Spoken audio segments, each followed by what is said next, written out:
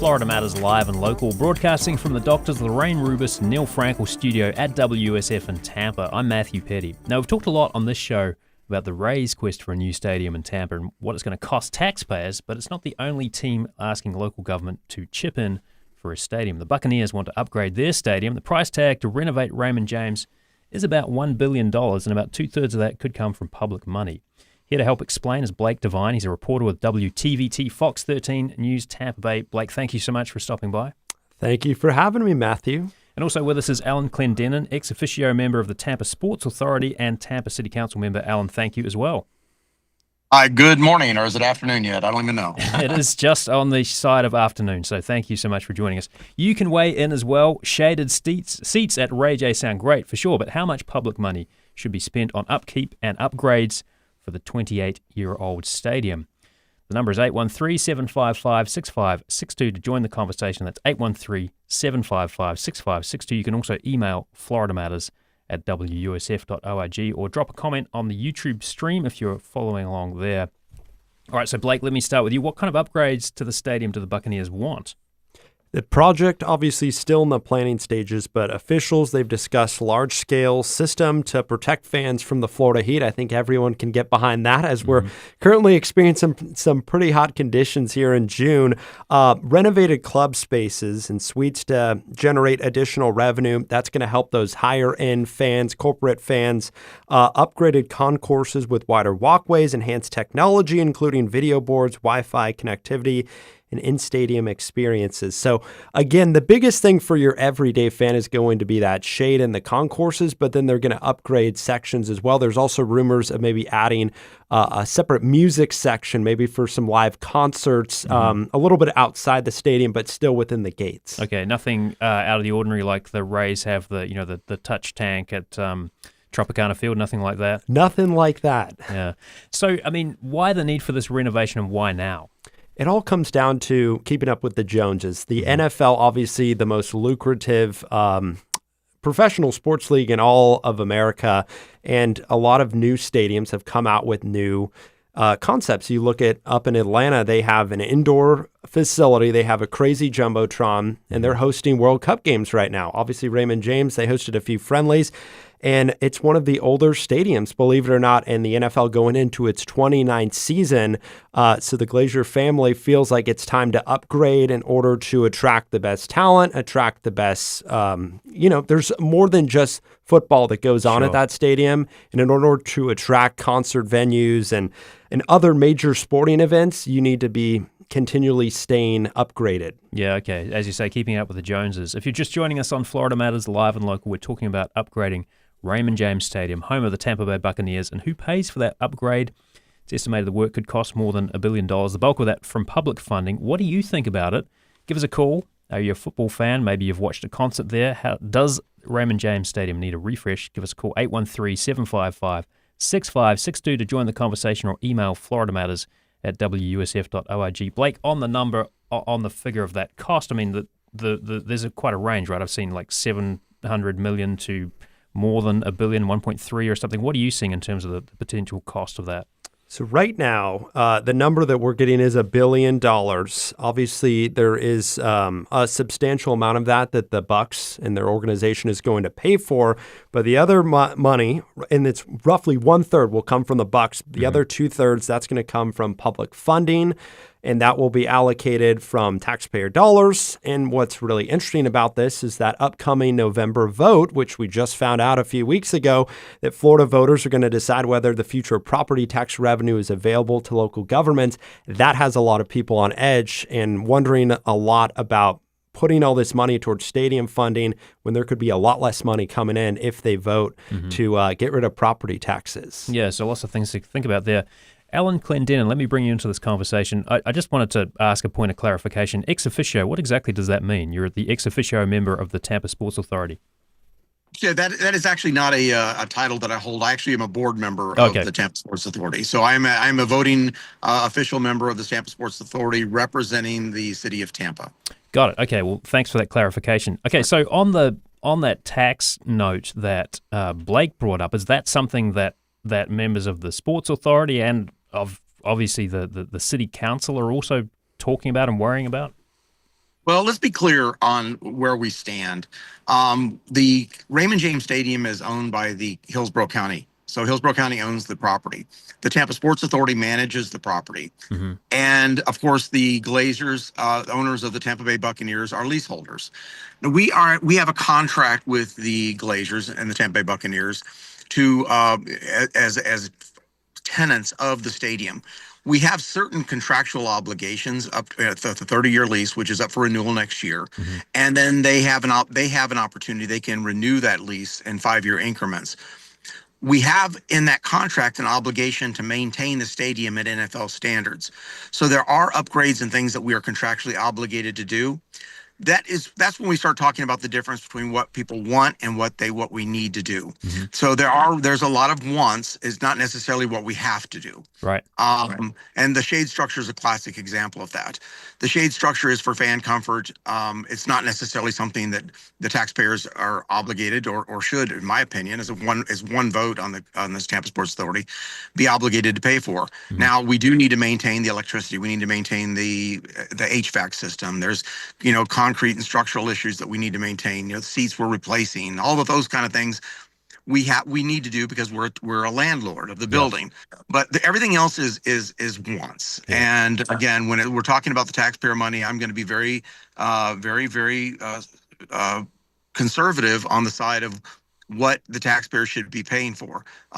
Everything else, it's subject to negotiations. Let's get a call in here. We've got Chris calling in from Land O'Lakes. You're on the air, Chris. What are you thinking? Yeah. Hey, good day, everyone.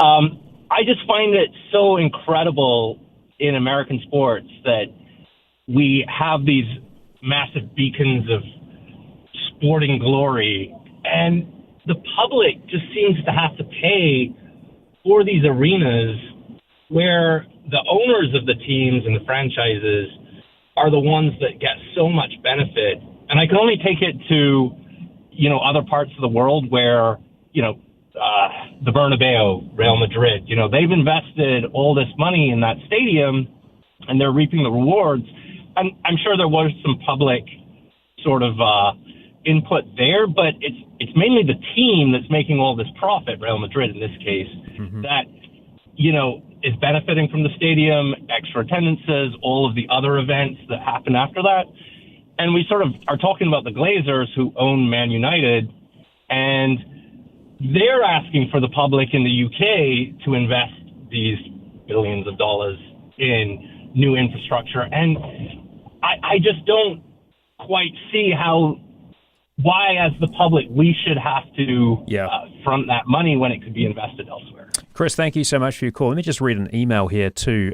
We've got an email from Lauren in St. Petersburg who says, why do taxpayers have to subsidize a hugely profitable business? Let them pay for their own facilities using the money the fans give them. Lauren, thanks for that email. Alan, so a couple of perspectives there. I mean, it sounds like you are pretty cognizant of the need to make sure taxpayers, needs are kept in mind, front of mind for this. But how do you sort of navigate that? Because as you say, there are some needs for the stadium too in terms of repairing some structural things. Yeah, I think that you look at these facilities, and I agree with the person who called in your email. There's a line, and I think finding that comfortable line and where to draw it is really the challenge of elected representatives that have to make these decisions.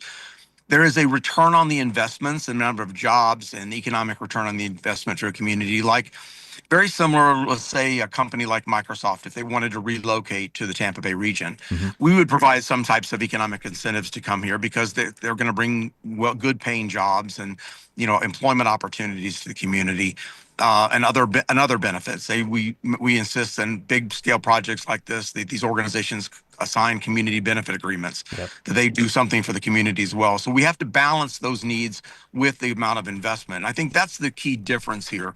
Again, we have to look back in history 30 years ago when the Raymond James Stadium was constructed. It was constructed with 100% of taxpayer money.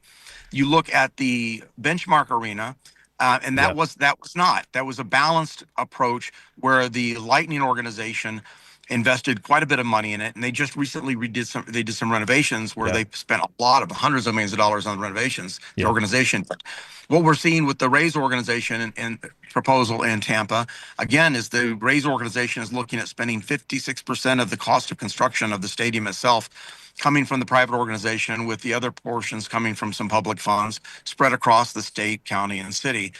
And we have to make a decision: is that investment, do we get a return on the investment? In other words, if I put $1 in, how many dollars am I going to get out? So if it's a public investment, if I put $1 in, and from the city of Tampa perspective, for the dollars we're getting in, we're going to get somewhere around 10 to 20 times more dollars out of it than we're putting in. With this, that's a good deal. On the Raymond James, which is the existing infrastructure, we have a stadium. We're just talking about, again, there are certain things we have to do because we're contractually obligated. We have to maintain the building to NFL standards. That's contractual obligation.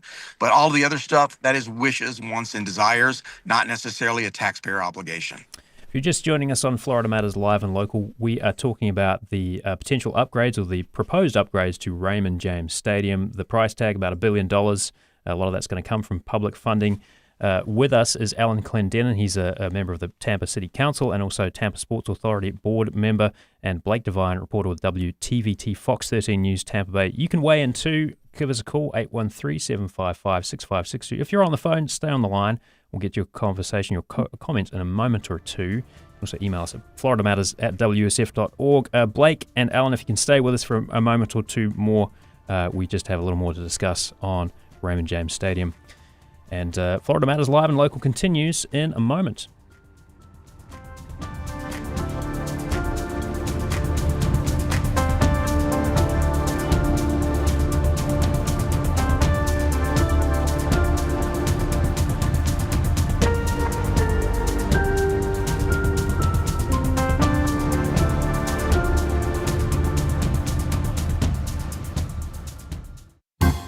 Hey, I'm Warren Buchholz. And I'm Sky LeBron. And every Thursday during Morning Edition and All Things Considered, Sky and I will give you the local music roundup so you know what concerts are happening in your area. It's music and culture that'll help you feel connected to where you live, and it won't break your bank account. We're on public media salaries, so we know how important it is to stay cheap. Preach, brother. That's every Thursday during Morning Edition and All Things Considered. Check it out. Turn your old car into powerful local journalism and programming you love on WUSF. When you donate it, we'll handle the pickup for free, and you'll get a tax deduction. Best of all, you'll fuel the news coverage and local shows that keep our community informed and connected. Call 866-WUSF-CAR or visit WUSF.org. This is WUSF, your spot for local news in Spanish Español. Read more at WUSF.org/noticias. Welcome back to Florida Matters Live and Local. I'm Matthew Petty. We're talking about the updates to Raymond James Stadium. The Buccaneers wants some money, including some public money, to pay for some upgrades to the stadium. Their lease is up in 2027, so they've got to make some decisions fairly soon about that. With us is Blake Devine, reporter with WTVT Fox 13 News Tampa Bay, and Alan Clendenin, board member of the Tampa Sports Authority, Tampa City Council member. Let's go to the phones. We've got Jason calling in from St. Pete. Jason, you are on the air. Oh, we lost Jason. That's okay. But if you want to give us a call, 813-755-6562 to join the conversation. You can also email FloridaMatters@WUSF.org. I wonder about the kind of, Alan was talking before the break, Blake, about the Ray Stadium as well. So we've got sort of some competing interest here. How do you see these two sort of funding stories meshing together?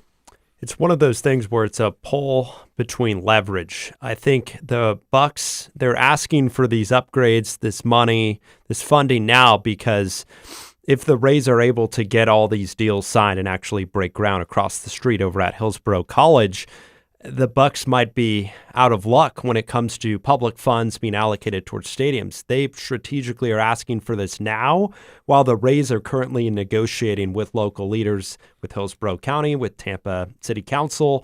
And you have to just talk about $2.3 billion for that Rays stadium. That is a big chunk of change, and a lot of that is going to be from public funds.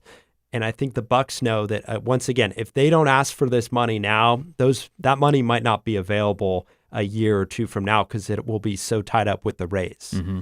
Alan, there's also those other stadiums. I think you mentioned a Benchmark Arena, the Tampa Bay Lightning's home ice, and then there's also Steinbrenner Field, summer home of the New York Yankees. I mean, how does the city or county, for that matter, kind of keep all these balls in the air in terms of juggling the various costs for some of these aging stadiums? Well, the existing facilities have already been budgeted for. Mm-hmm. We budgeted for Benchmark. Obviously, we know what our obligations, our contractual obligations are for Raymond James and Steinbrenner, and then the other facilities that we own. We own the City of Tampa golf courses, or we manage the City of Tampa golf courses and sports complex out in Brandon, and the new Mosey complex up in off of Fowler, and soon the USF football stadium. So there's a lot of facilities we do, and this is part of managing a large organization and a thriving, growing city. You have to be able to balance all the balls at once. And we anticipate the needs of all these facilities, and we budget accordingly. All the requirements that we're contractually obligated for are all written into the projections and the budgets that we're looking at. One doesn't necessarily affect the other.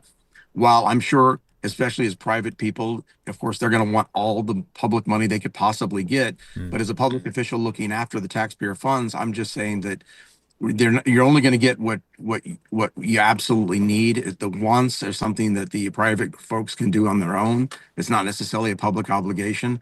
The shade structure is a great example of that. Of the $1 billion that the Buccaneers are looking for, half of that is the shade structure. So $500 million. That's fan comfort for day games. It doesn't necessarily affect most of the other activation at the Raymond James Stadium. I don't necessarily, again, I'm only one vote, so I can't necessarily dictate how this is going. But when I weigh this vote, I will weigh that vote. Is this something that I should ask the people, the taxpayers of the city of Tampa to pay for? And to me, it would be a very heavy lift for me to vote for that, to be able to say, yeah, this is something the taxpayers should pay for.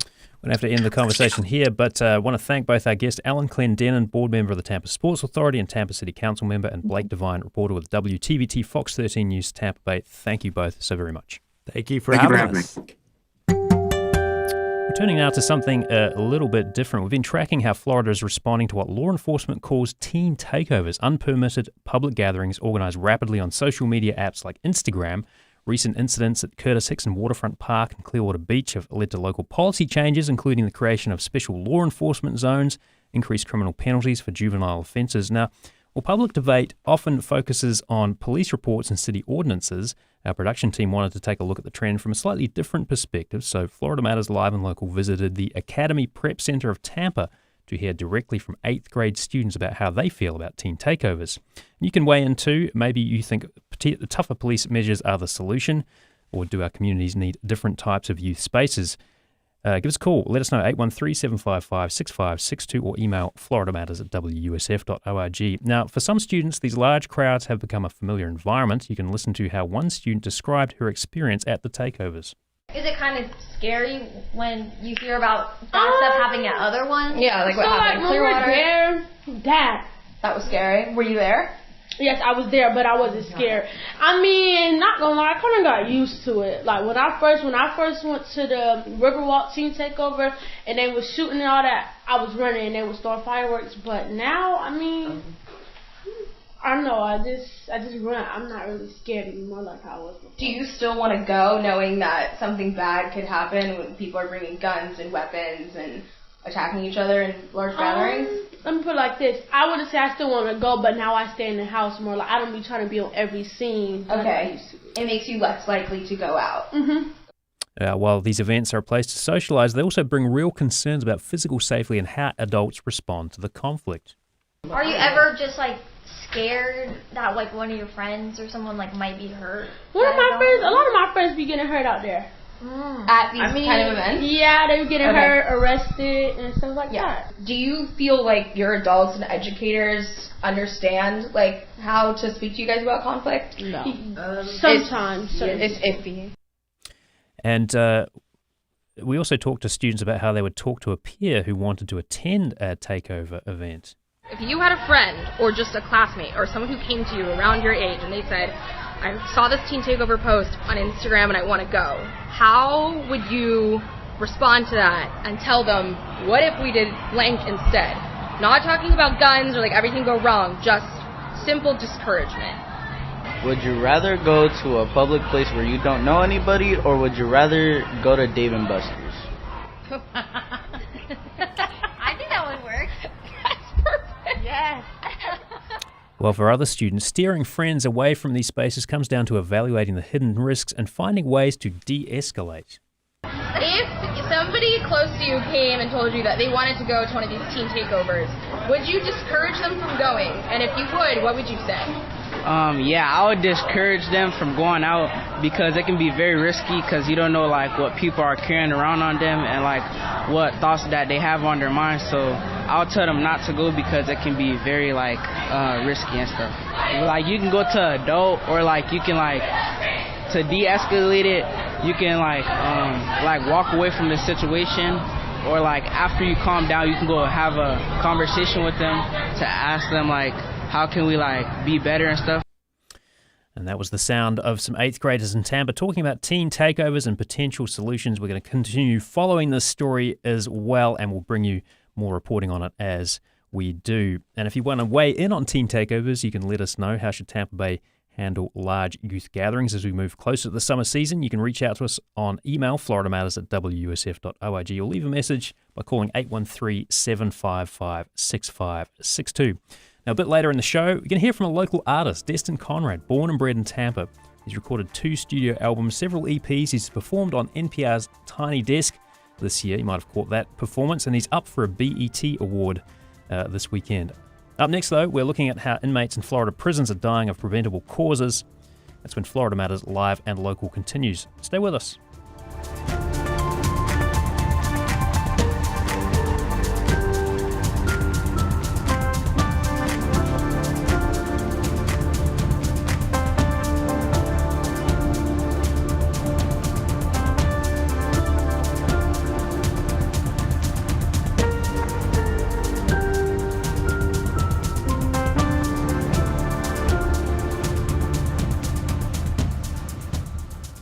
I'm Steve Newborn. I cover environment and politics here at WUSF, which, when you think about it, aren't really so different.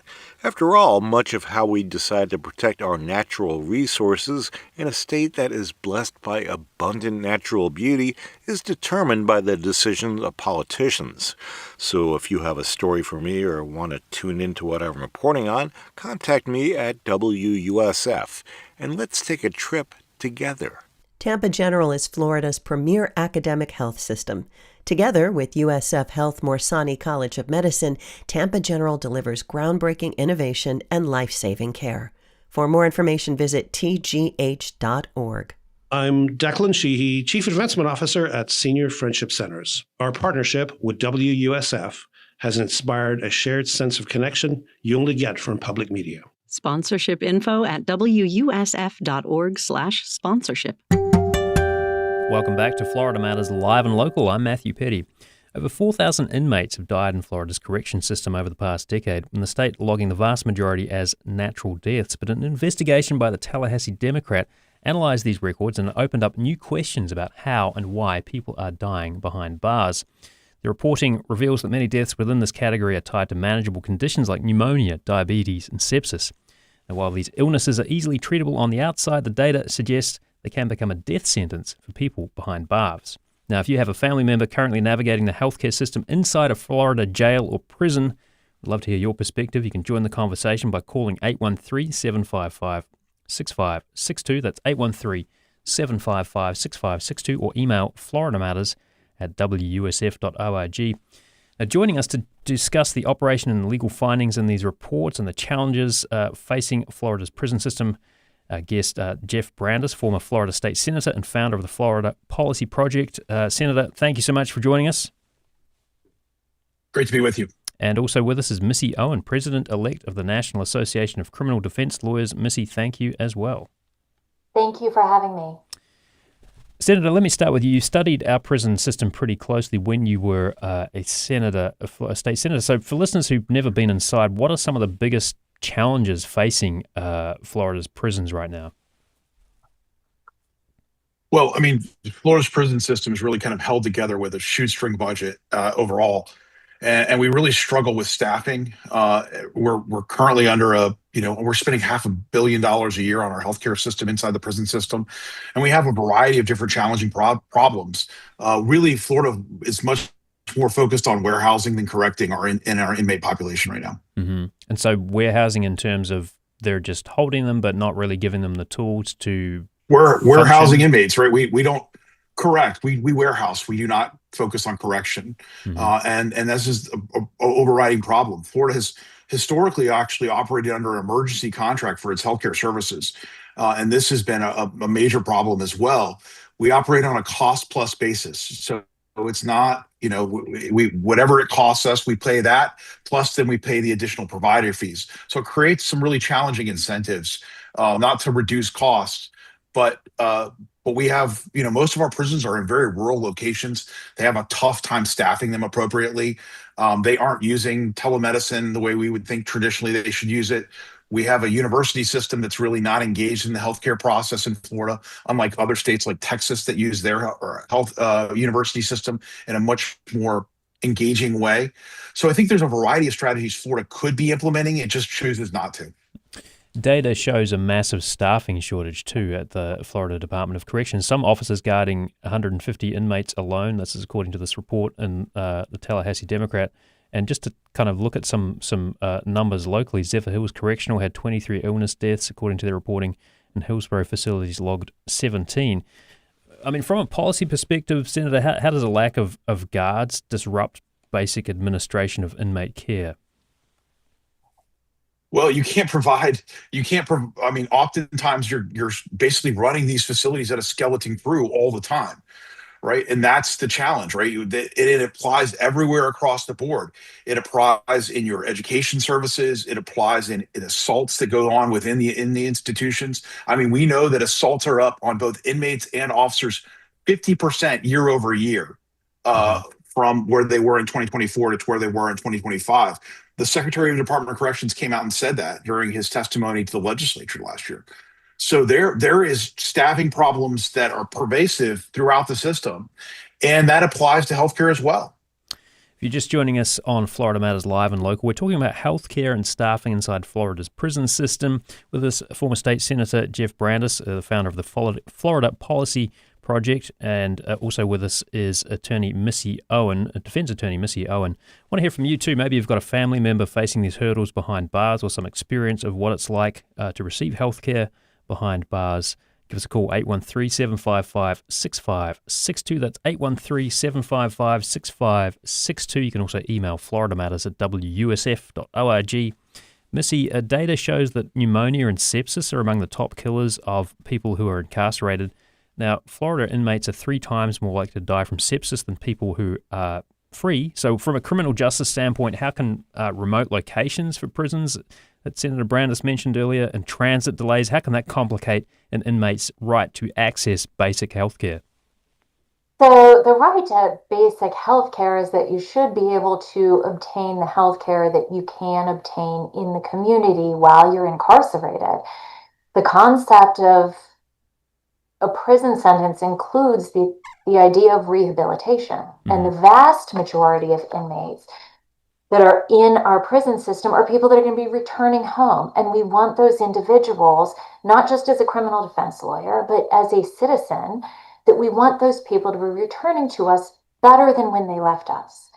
And so situations where we have denied them health care, that we've warehoused them, as the senator has said, is that we are not taking any steps towards rehabilitating them, and we're likely further traumatizing them. When you think about what daily health care looks like, and you have this understaffing problem, it cannot exist. We cannot provide humane health care while we have this understaffing problem, because providing regular medical care requires significant staff. Yeah. You think about, sorry, I'll let you go. I'm sorry?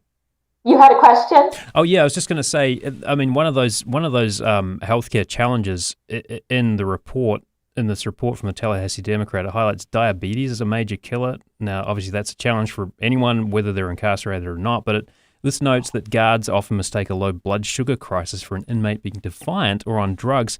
Now, when you think about the way things work in a prison, like the chain of command inside, does that prevent inmates from getting immediate help if there's some kind of medical crisis they're experiencing? Sure, yes, and I'm aware of situations where people will be enduring a medical crisis.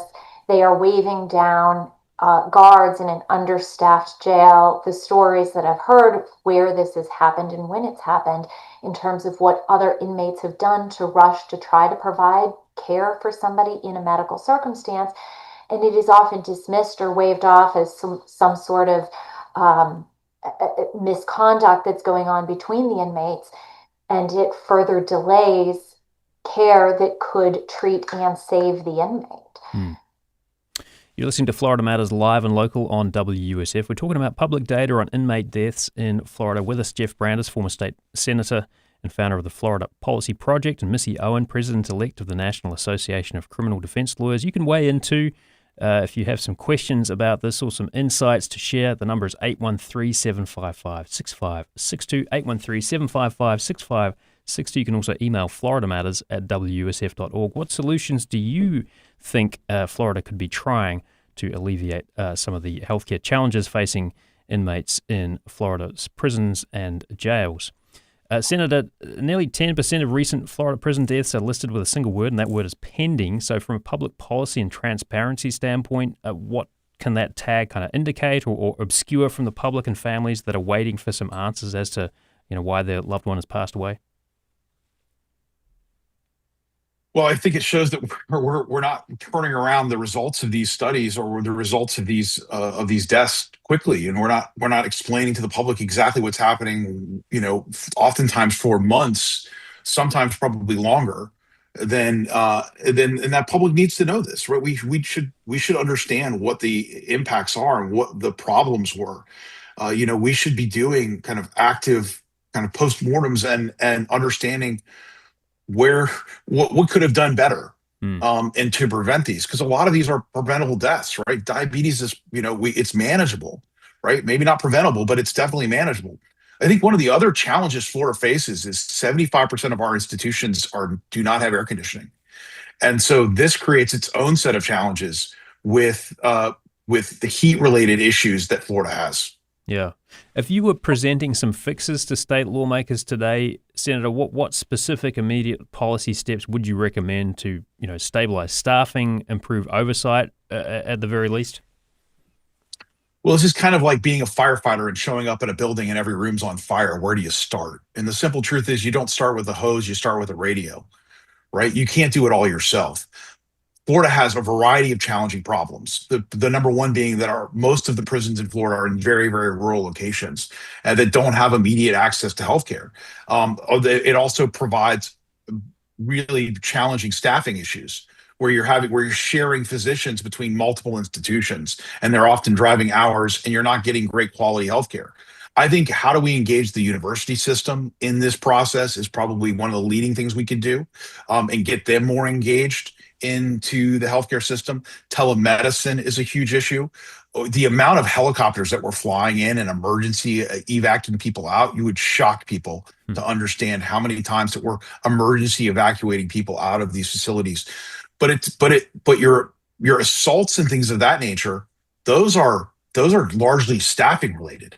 Though if you have understaffed facilities, your assaults are going to go up. And does that just come down to funding? Is showing. Does that just come down to putting more funding into it and well, paying yeah, for more sure. staff? It comes down to funding. It comes down to the fact that legislators need to be visiting facilities and seeing what the staffing ratios are. But when you have the Department of Corrections secretary basically coming in and begging the legislature for $500 million just to keep the lights on, understand they're dealing with 10,000 more inmates this year than they had last year or the last couple of years. And they're dealing with the same amount of staffing, and they were already stretched. Yeah. 40% of your corrections officers will quit within their first year, 60% within 2 years. You have a very junior staff. And in most of these communities, the communities can no longer support the staffing needs of the prisons. Hasn't there been some incentives from Governor DeSantis to put some bonuses and the like to encourage more people to sign up as prison correctional staff? Well, absolutely, there has been, but this is part of the spit and chewing gum that we're holding the system together with. I mean, understand, last year we had the National Guard in order to keep them from having to do emergency releases. So we have problems all over the prison system. We just lost our corrections secretary last month. So we're kind of operating under an interim corrections secretary. During the time of transition between now and the next governor, I would expect that will continue. But we have, staffing problems. We had KPMG do a report on the state of Florida's prison system in 2023 that said the state needed to spend $2 billion immediately and like $10 billion over the next decade, of which the state spent $100 million, right? So they spend, you need to spend $2 billion, and we ended up spending $100 million. There is challenges all over the prison system right now, and their population is growing. Yeah. Missy, just to kind of wrap up the legal view, if Florida fails to fix some of these medical delays, staffing shortages, what are the constitutional consequences under the Eighth Amendment's ban on cruel and unusual punishment? Yeah, and I think that's the starting place and the ending place, that we have a constitutional right against cruel and unusual punishment, and that is where we are headed.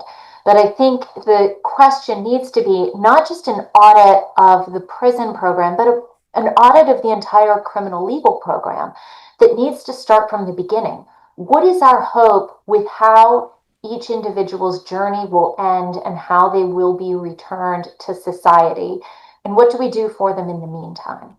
And that needs to start at the front of how every case is dealt with. Why is the individual in the criminal legal system? Is prison the only resort? If prison is the only resort, how do we care for them and how do we afford to care for them? And only then can we have a society where we actually have any meaningful rehabilitation for individuals. All right. Sounds like some big challenges ahead then, and I'm sure we'll be covering more of that on Florida Matters Live and Local as some of those solutions come to light. We've been speaking with Missy Owen, President-elect of the National Association of Criminal Defense Lawyers. Missy, thank you so much for joining us. Thank you for having me. And also with us, Jeff Brandes, former state senator and founder of the Florida Policy Project. Senator, thank you for your insights as well. Great to be with you. Thank you. Well, coming up next on Florida Matters Live and Local, we're going to talk with a local artist about his recent nomination for the BET Awards. Stay tuned for a conversation with Destin Conrad when Florida Matters Live and Local continues.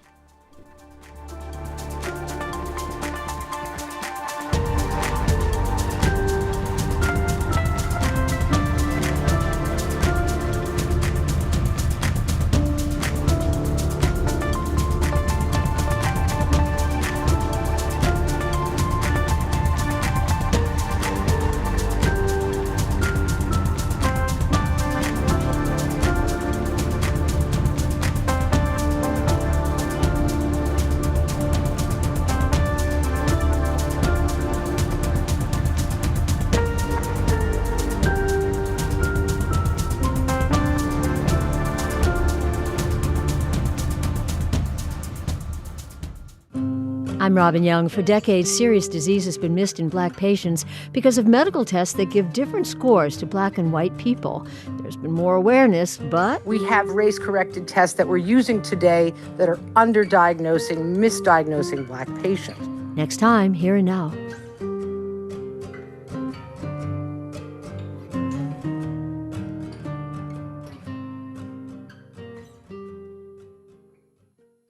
Join us this afternoon from 1 to 3 on WUSF 89.7. Hurricane season is here. It's time to replenish your kit for any event.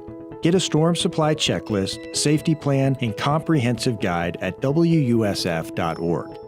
And stay tuned on air and online for dependable weather information. WUSF, ready to serve. No matter the situation, SPCA Tampa Bay can help. Every animal, every story, every family. You belong at SPCA Tampa Bay, a key part of this community for over 80 years. Learn more at spcatampabay.org. WUSF brings you local joy, like a group in Sarasota that's helping a new generation learn the art of improv. They're so fun, they're always like up in energy, and it's always fun to just be here. I made up the saying, once you come here, you live here. WUSF is your spot for fun stuff to do in your community. Welcome back to Florida Matters Live and Local. I'm Matthew Petty.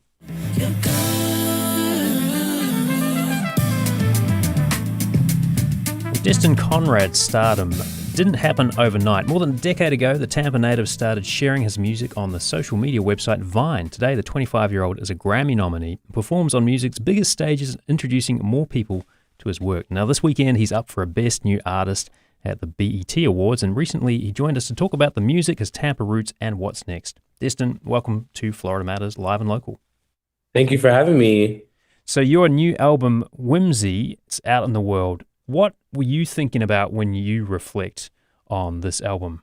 This album was just a passion project for me.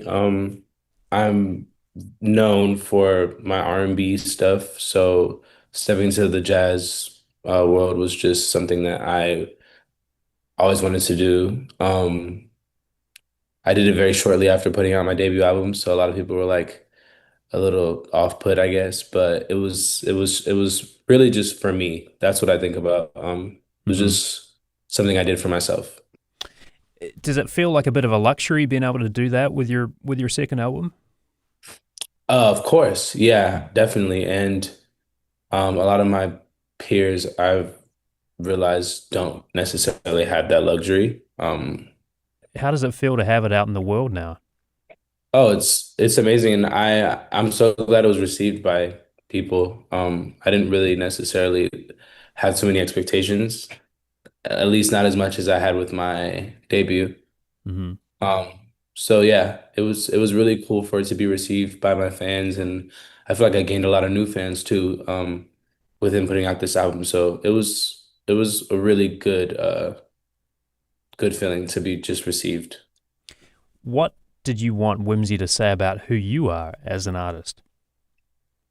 Wanted Whimsy to say that I am not easily boxed in, that I kind of do what I want, um, and that I'm just a boundless creative, really, and I go against the grain. Yeah, so the album, it feels like it sort of dances on this tightrope of vulnerability and confidence, both in terms of sound, also storytelling. Was there a moment in the process of making the album when you realized this was going to be something quite different from what you'd done before?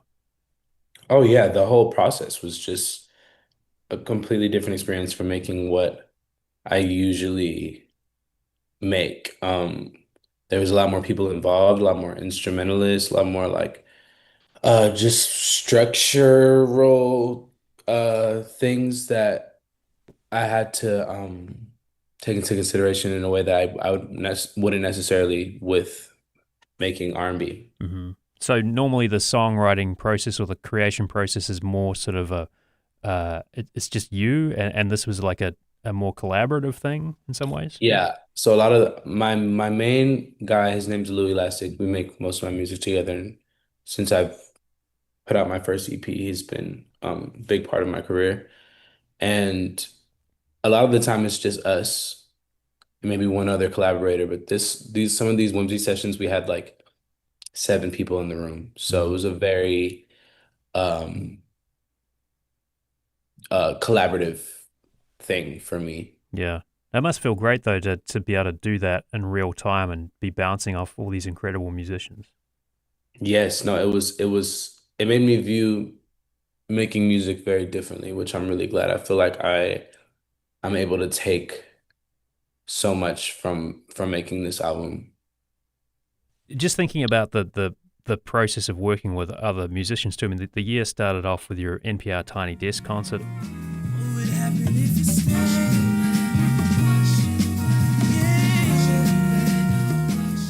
There was nothing tiny about it though. You had an 8-person jazz ensemble, a huge sound with the band, and your vocals. What was that experience like? It was a dream. I was really nervous because I'm such a fan of the show, so it was such a like surreal thing to be thought of for that. It was just a dream. I'm so glad I got to be able to do that. For some musicians, the stripped down sort of no frills setting requires a different approach. Did it feel at home for you though in that situation? No, Not at all. It's very, very, and I feel like a lot of my peers and artists that I talk to about it are really scared to do it because it's a very, I don't know the word, intimate isn't even the word. It's a very cutthroat and dry and Hmm. like So it's a there's some sort of tiny desk. vulnerability about it. Yes, that you don't really necessarily have to think about when you're performing on stage. It's Hmm. a very different approach.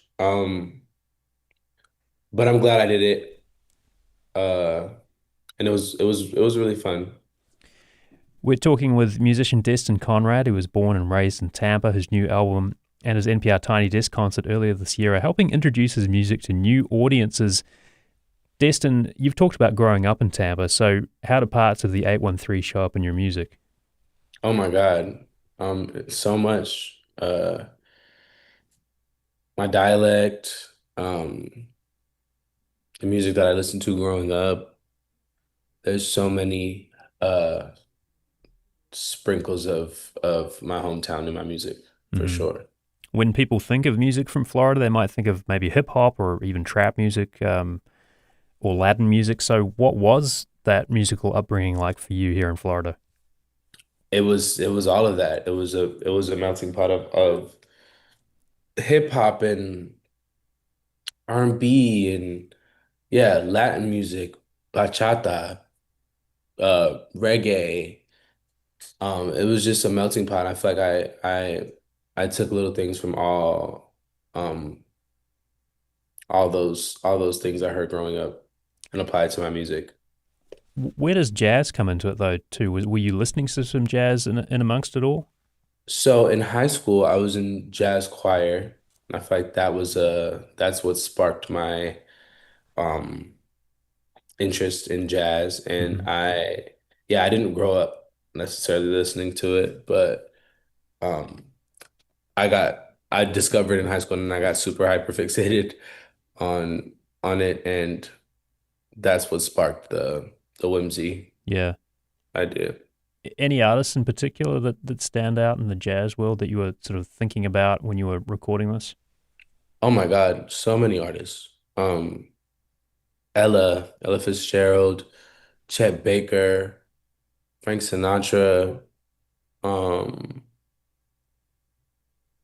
so many artists. Venetia Gould, who actually is on the album. I was so inspired by her making this album, and I listened to all her albums, and she really was like such an inspiration, and I'm so glad that she was even on the album. Diane Reeves, so many artists, musicians I was inspired by.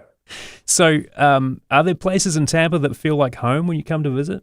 Wherever my mom is, my whole family still lives there. So, Hmm. um, whenever I go back and just spend time with my family, whatever we're doing feels like home.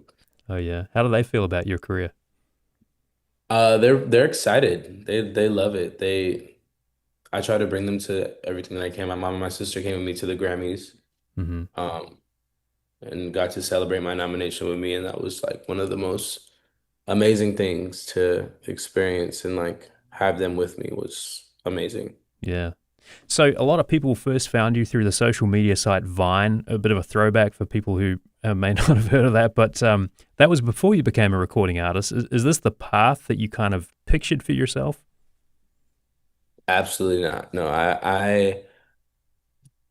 I knew I liked music, but I didn't know that I kind of gave up on the idea of like doing it as a job. And then had a job making t-shirts randomly, and then I that fell through, and I was like, well, what am I gonna do? And I was like, should I revisit music? And I thought I wanted to be a songwriter for a really long time, and then um it kind of snowball affected into me making my first EP, Hmm. Colorway. Did you have a backup career plan? No, I had no idea what I was gonna do, but I did know that after getting in the studio and realizing like, okay, this is something I'm interested in, I kind of just took it and ran, and I was studying all kind of songwriters and trying to figure out how I could get into rooms and write for people. And yeah, that's what I thought was going to be my thing. Now you're getting ready for this year's BET Awards. You've got concerts coming up. Do you have space and time with all this going on to reflect on how far you've come? Yes, I do. I do. And I have amazing people in my life that remind me of that as well. Are there some other genres that you're thinking of dipping your toes into? Absolutely. Um, yeah, all genres. I mean, I'm not necessarily into like screamo or like uh I'm not a big country person, but like I definitely want to explore like dance music, and I'm making reggae right now, and I want to, yeah, just play with all genres that I find interest in. And who knows, maybe one day I'll be like, wow, I'm obsessed with country, and something will spark an idea in me to make a country record, and that's what I'll do. But I really just want to follow my intuition and have a good time. We've been speaking with Destin Conrad about his music, his Tampa connection, and what's ahead for him. Destin, thank you so much for taking some time to speak with us. It's been fantastic, and congratulations on the album. Thank you so much. You can catch Destin Conrad this Sunday on the BET Awards, where he's nominated for Best New Artist. He'll have performances here in Florida next month as well. That's our show for today. Next time on Florida Matters Live and Local, the controversial rapper formerly known as Kanye West has 2 shows in Tampa this weekend. Senator Rick Scott and others want the concerts cancelled. They say there's no place for anti-Semitism in Florida. You can join the conversation tomorrow at noon. Now, before we go, we got this comment from Claudia, a public school educator in Tampa, about a conversation on healthcare in the prison system. Claudia said she thinks there's a huge correlation between education and the prison system, and incarceration rates going even back to elementary school, and says these need to be looked at hand in hand to combat the problem. Claudia, thanks for your comment, and if you want to weigh in on any of the topics we cover, you can email FloridaMatters@WUSF.org. Our executive producer is Grayson Docton, producers Amelie Horace and Quincy Walters, intern Claire Maciarola, engineers Jackson Hart, Blake Bass and Gio Garvin. Natalie Jaron handled the video. I'm Matthew Petty. Thanks so much for watching and listening, and we will see you tomorrow.